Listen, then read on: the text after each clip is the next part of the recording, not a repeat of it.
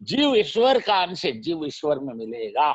आत्मा परमात्मा का अंश है, जब भी आत्मा मिलेगी परमात्मा में मिलेगी। शास्त्र का सिद्धांत है, जो जहां से आया उसे वहीं जाकर संतोष, आनंद और परम विश्राम मिलेगा। शास्त्र का सिद्धांत है, यस्मिन उदेति यस्मिन पुनर्लीयते। आकाशे पतितं तोयं यथा गच्छति सागरम सर्वदेव नमस्कृत्यं केशवाम प्रति गच्छति।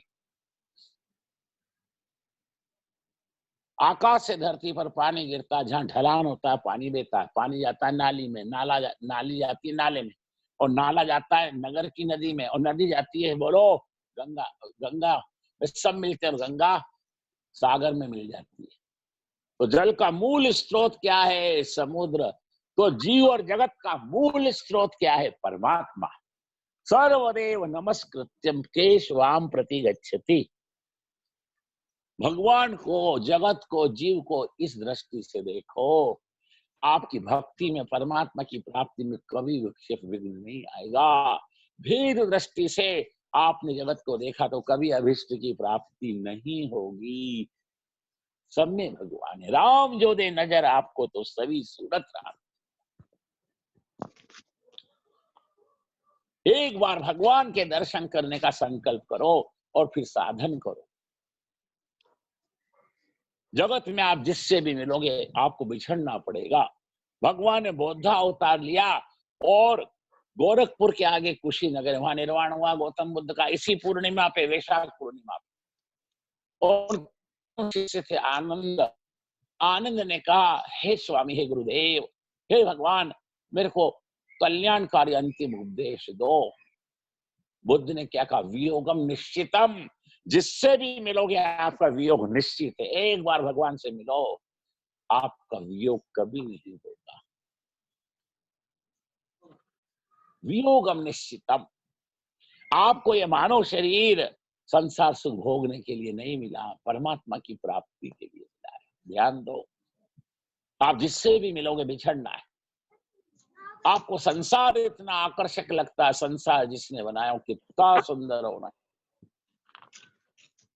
एक बार भगवान को देख लोगे, ये देह में रहना मुश्किल हो जाएगा, आप भगवान में मिल जाओगे। भगवान परम चुंबक है और साधक सच्चा लोहा है, शुद्ध लोहा है। जैसे चुंबक लोहे को खींच लेता है, जिसको आत्म स्वरूप में परमात्मा का दर्शन हो जाता है, ज्ञान हो जाता है। ध्यान से सुनो, वो 21 दिन से ज्यादा इस मलमूत्र से भरे शरीर में कैद नहीं रहता, वो भगवान में मिल जाता है।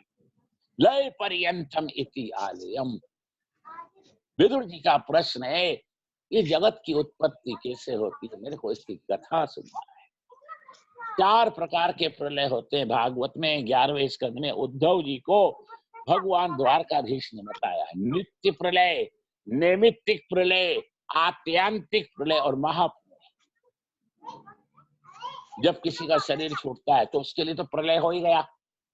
तो आप ये नित्य प्रलय तो रोज देखते हो। कभी बार परिवार में हो जाता किसी का मरण, कई बार जाति में, समाज में, मोहल्ले में, आसपास हो जाता है। इसको कहते हैं नित्य प्रलय। नैमित्तिक प्रलय, ब्रह्मा जी के एक दिन में ये चारों युग 1000 बार आते। ऐसे 1000 चतुर्युगी की दिन और 1000 चतुर्युगी की रात्रि होती है। जब ब्रह्मा जी की रात आती है तो 3 लोकों में प्रलय हो जाता है। ये नैमित्तिक प्रलय यानी नियम है। जैसे रात के बाद दिन, दिन के बाद रात, जैसे सोमवार के बाद मंगलवार, ये व्यवस्था है 7 बार की। जैसे 12 महीने व्यवस्था है, जनवरी से दिसंबर या चैत से फागुन। एक है नित्य प्रलय, एक है नैमित्तिक प्रलय, एक है आत्यांतिक प्रलय। जब एक ब्रह्मा की उम्र 100 वर्ष होती है तो उस ब्रह्मा के ब्रह्मांड में प्रलय हो जाता है। नित्य प्रलय, नैमित्तिक प्रलय या आत्यांतिक प्रलय। और महाप्रलय में जितने भी ब्रह्मांड है, जितनी भी सृष्टियां हैं, सब में प्रलय हो जाता है। केवल अकेले भगवान पुष्प भद्रा गंगा की अक्षय वट के 3 पत्ती पर बाल मुकुंद जी रहते हैं। करार विंदे पदार विंदम मुखार विंदे विनिवेशयंतम वटस्य पत्रस्य पुटे शयानम बालम मुकुंदम मनसा स्मरामि। ये स्थिति रहती है। वो महाप्रलय की अवस्था कितनी होती है? 9,29,40,000 वर्ष। ध्यान दो, पानी पिएगा तो नहीं पिएगा, गया नहीं। उस महाप्रलय में अकेले भगवान रहते हैं। 9,29,40,000 वर्ष तक भगवान शेष शैया पर विराजमान, योग निद्रा का अवलंबन करते। भगवान की हमारे जैसी निद्रा नहीं कि खर्राटे भरे अब लाड़ से तकिया गीला हो जाए। मानव की निद्रा मोह निद्रा है। निद्रा तमोगुण का स्वरूप है। भगवान की योग निद्रा है। जैसे दिव्य भगवान है, उनकी हर चीज दिव्य अपांच होती है। जन्म कर्म च मे दिव्यम, गीता में भगवान ने पहले ही कहा। भगवान का सभी आप प्राकृतिक है, जीव का सब प्राकृतिक है। भगवान अंतराभिमुख होकर आत्मा अनुसंधान करते। इतनी अवधि तक महाप्रलय रहता है। भगवान ऊब जाते हैं। भगवान ऊब जाते हैं तो आंख खोलते हैं। आंख खोलते ही भगवान संकल्प करते, एक को हम बहुश्याम, मैं एक से अनेक हो जाऊं। जैसे ही भगवान संकल्प करते हैं, उत्पत्ति की कथा ध्यान से सुनो और हो सके तो याद रखो, तो आपका कल्याण ही कल्याण। जब आप जगत की उत्पत्ति देख लोगे, इसके दृष्टा हो जाओगे, तो जगत के किसी भी जड़ पद पदार्थ में आपका मन नहीं फंसेगा। आप कभी अपने मन में जगत को नहीं आने दोगे। ये उत्पत्ति की कथा है, ध्यान दो। जैसे ही भगवान ने एक से अनेक होने का संकल्प किया, प्रकृति पुरुष का जोड़ा उत्पन्न हुआ। प्रकृति पुरुष के जोड़े से महातत्व प्रकट हुआ। महातत्व से अहंकार प्रकट हुआ। अहंकार के तीन भाग हुए, सात्विक, राजस, तामस।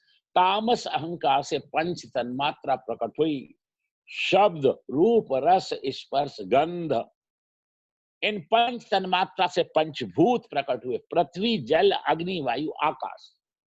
राजस अहंकार से 14 इंद्रियों का समुदाय प्रकट हुआ, पंच कर्मेंद्रिय, पंच ज्ञानेन्द्रिय,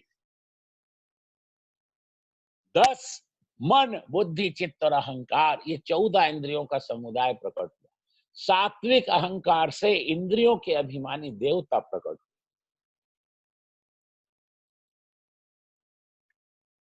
भगवान ने संकल्प किया, ये 24 तत्व प्रकट हो गए।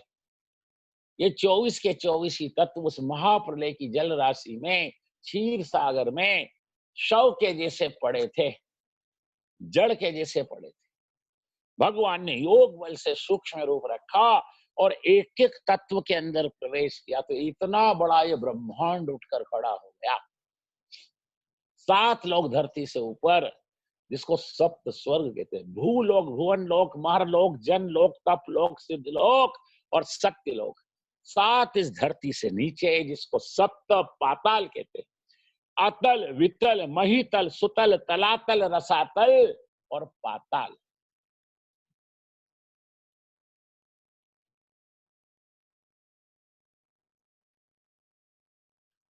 फिर भगवान आदि नारायण परम पिता परमात्मा की नाभि में से कमल प्रकट हुआ और उस कमल के ऊपर ब्रह्मा जी महाराज प्रकट हुए। ब्रह्मा जी को चारों तरफ देखने की इच्छा हुई तो और 4 मुख प्रकट हुए। ब्रह्मा जी के 5 मुख थे।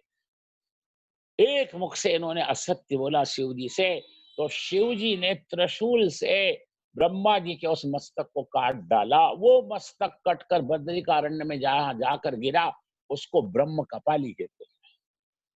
पितरों का उद्धार करने के लिए जो आप पिंड करते हो, तो पहला पिंड प्रयाग में, दूसरा काशी में, तीसरा गया में और अंतिम पिंड होता है ब्रह्म कपाली पर। ब्रह्मा जी को चारों तरफ देखने की इच्छा हुई, 4 मस्तक और प्रकट हुए। ब्रह्मा जी ने अपने आप को कमल पर बैठा देखा। चारों तरफ गुप्त अंधकार, भयंकर वायु चलती है। समुद्र में बड़ी बड़ी लहरें आती हैं, जैसे रीटा, जैसे सुनामी, 100-100 फीट ऊंची लहरें, पर चारों तरफ अंधेरा है। ब्रह्मा जी ने आत्मा अनुसंधान किया, मैं कहाँ बैठा हूं? मैं कमल पर बैठा हूं। तो जिस कमल पर मैं बैठा हूं, इस कमल का जो नाल है, जो पुष्पदंड है, उसका अंत जहां होगा वहां कोई होगा। ब्रह्मा जी उस कमल नाल को पकड़कर उस महाप्रलय की जल राशि में देवताओं के हजारों वर्ष तक उस कमल नाल के अंत को ढूंढने के लिए उतरे। ब्रह्म अनादि है पर अनंत है, माया भी अनादि है पर शांत है। देवताओं के दिव्य वर्ष मतलब समझे, हमारा एक साल देवताओं का एक दिन, उत्तरायण हमारा देवताओं का दिन है, हमारा दक्षिणायन देवताओं की रात्रि। हमारा 365 वर्ष का एक साल और देवताओं का हमारा एक साल, उनका एक दिन, ये देवताओं के दिन। देवताओं के दिव्य हजारों वर्ष तक ब्रह्मा जी ने कमल नाल के अंत को ढूंढा, कहीं उनको उस कमल नाल का अंत नहीं मिला, घबरा गए। ब्रह्मा जी की शक्ति, साधन, सामर्थ्य जवाब दे गए। ब्रह्मा जी उस कमल नाल को पकड़कर वापस आकर कमल पर बैठ गए। ब्रह्मा जी ने फिर तो आकाश की तरफ देखा, बड़े भयभीत हो गए। भगवान नारायण को दया आई। भगवान अशरीरी वाणी यानी आकाशवाणी के माध्यम से ब्रह्मा को बोले, 16वां अक्षर त और 21वां अक्षर प, तप तप, ब्रह्मा को आज्ञा दी तप कर। ब्रह्मा ने फिर देवताओं के दिव्य हजारों वर्ष तक ओम नमो नारायणाय, ओम नमो नारायणाय, ये रामानुज संप्रदाय का मंत्र है, इसी मंत्र से दीक्षा दी जाती है। ब्रह्मा जी ने हजारों वर्ष तक इस अष्टाक्षरी महामंत्र का जप किया।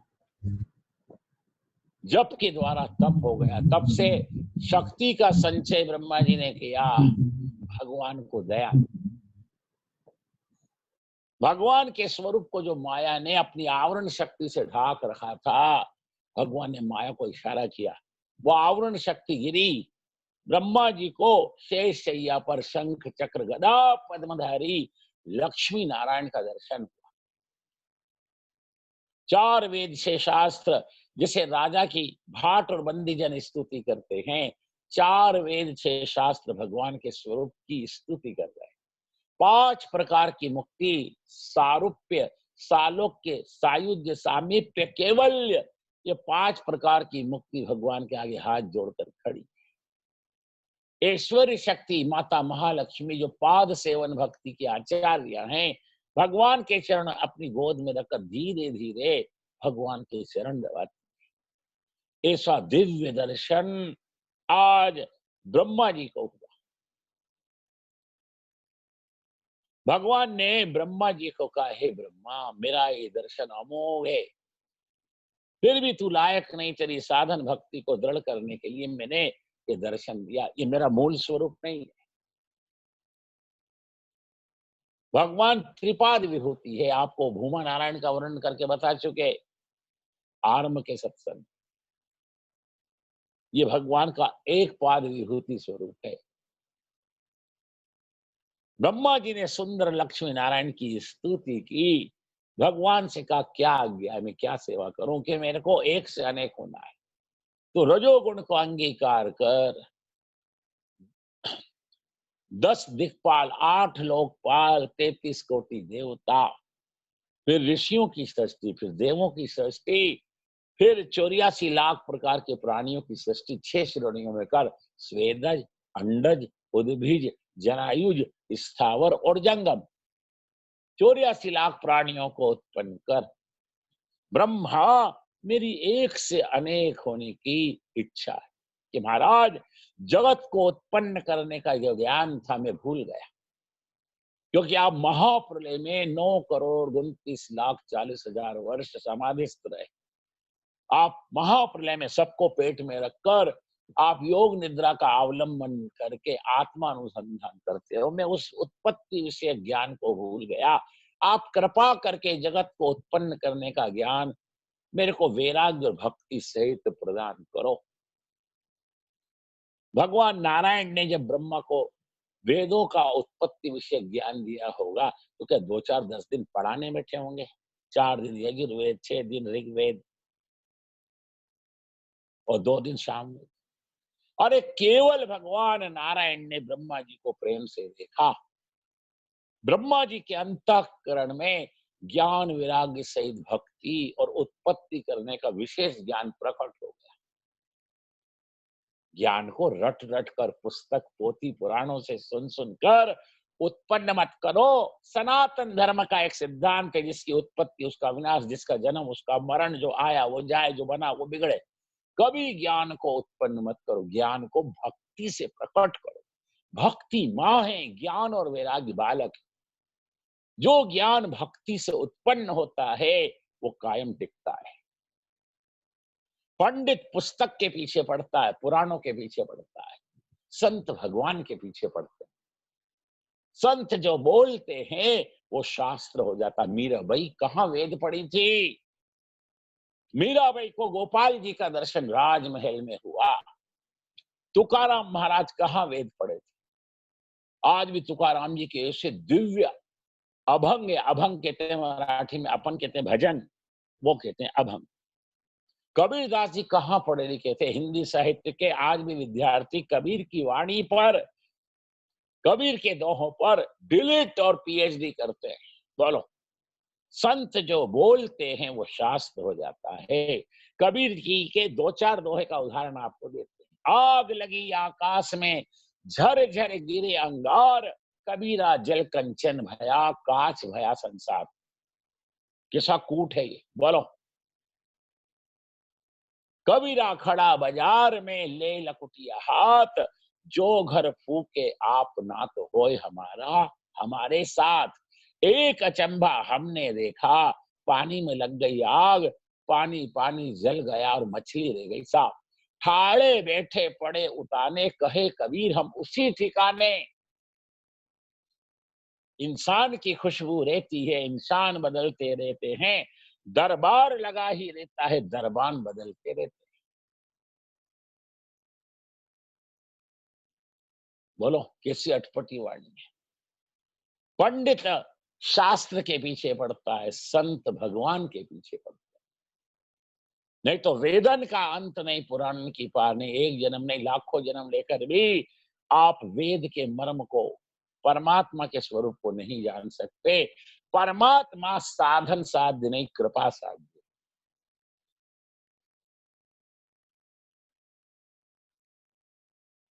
एक ज्ञान ज्ञान, बाकी सब अज्ञान। जो स्वयं को जानता है वो भगवान को जानता है। जो भगवान को जानता है वो सब जानता है। ज्ञान का अंत परमात्मा के स्वरूप के ध्यान में, परमात्मा के ज्ञान में।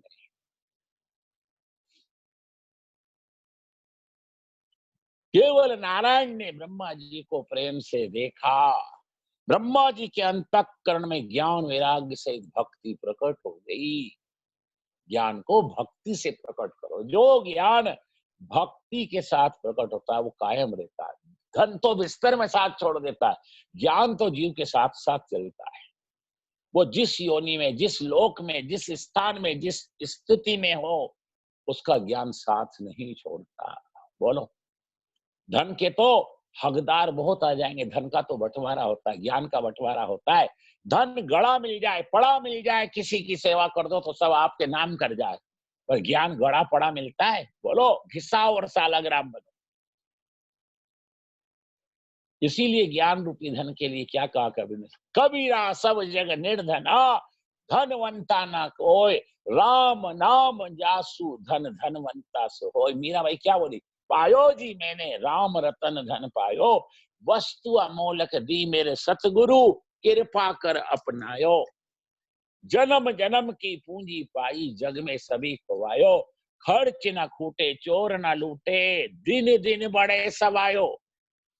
वो धन तो चोरी हो सकता है, कोई जान ले ले और छीन सकता है। ये ज्ञान रूपी धन, बताओ, न चोरी होती है, न ये खर्चने से खुटता है। संत वर्णन करते हैं, सरस्वती के दरबार की बड़ी अपूर्व बात, जो जो खर्चे त्यों त्यों बड़े, बिन खर्चे घट जात। भगवान नारायण ने ब्रह्मा जी को जगत की उत्पत्ति का ज्ञान दिया। ब्रह्मा जी से कहा, अब तू उत्पत्ति करके, इतना बड़ा जगत बनाने के बाद अगर मेरे को अहंकार हो गया कि मैंने ये जगत बनाया, तो मेरा पतन हो जाएगा। हे नाथ, आपकी त्रिगुणात्मिका माया, स्व मोही का, स्वजन मोही का, परजन मोही का, सतोगुणी रजगुणी तमोगुणी, ये त्रिगुणात्मिका माया में बड़ा जोर है। संत ने तो यहां तक का शिव विरंची यानी ब्रह्मा, शिव विरंची को मन मोहे, तो को है बाप रो आन, अस समर्थ जिनी जान भजे मायापति द्वार। खुद गीता में क्या कहा अर्जुन, मेरी माया त्रिगुणात्मिका में बड़ा जोर है। ऐसा देवी गुणमयी मम माया दुरत्या। अर्जुन इस माया से बचना हो तो उसको मेरे चरण पकड़ना चाहिए। मामेव यानी मेरे ही चरणम प्रपत्ते माया में ताम तरंती ते। जो मेरे चरण का आश्रय, मेरे नाम का आश्रय ले लेता है वो मेरी माया से मुक्त हो सकता है, नहीं तो माया में बड़ा जोर है। संसार मायामय है। जीव जब जगत में जन्म लेकर शरीर धारण करके आता है और माया का उपयोग करता है, माया उसको अपना गुलाम बना लेती है। जो माया के अधीन हुआ, माया उसकी कैसी दुर्गति करती है। जैसे डंडा लेकर हाथ में मदारी बंदर को सड़ा के मार मार के कैसे करतब दिखाता है और सिखा देता है। मोहल्ले मोहल्ले तमाशा करता है, बंदर को 2 मुट्ठी चना सुबह 2 मुट्ठी शाम, और सारे पैसे से अपने पेट भरता है, अपने परिवार को पालता है। जैसे रिंग मास्टर कोड़े के भय से शेर से, सर्कस में हाथी से कैसे करतब कराता है, ऐसे जीव को माया संसार में नचाती, जो स्वरूप और लक्ष्य से गिर जाता है। तुलसीदास ने लिखा है, सो माया वस भय हूं गुसाई, नाचत कीर मरकट की नाई, उमा दारू जोशिद की नाई, सबे नचावत राम साई।